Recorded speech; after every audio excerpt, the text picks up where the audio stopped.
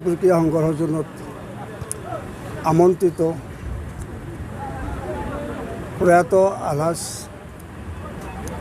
আব্দুল সত্তাৰ চৌধুৰী আৰু নাৰায়ণ বৰ্মন সৌৰণী ফুটবল প্ৰতিযোগিতাৰ আজি উদ্বোধনী খেলখন অনুষ্ঠিত হৈছে মুকালমুৱা আঞ্চলিক ক্ৰীড়া সন্থা আৰু কামৰূপ FC চাংচাৰী গুৱাহাটী দলৰ মাজত। আজিৰ এই খেলখন উদ্বোধন কৰিছে নলবাৰী জিলাৰ অতিৰিক্ত আয়ুক্ত মাননীয় কষ্টপ্ৰহী ডাঙৰীয়া আৰু ইয়াত উপস্থিত থাকে আমাৰ পশ্চিম নলবাৰী ব্লকৰ BDO অসীম মজুমদাৰ ডাঙৰীয়া। এইবাৰ 8টা দলৰ মাজত খেলখন অনুষ্ঠিত হ'ব। প্ৰাইজ মানি প্ৰথম পুৰস্কাৰ হ'ব 40,000 টকা আৰু দ্বিতীয় পুৰস্কাৰ হ'ব 30,000 টকা।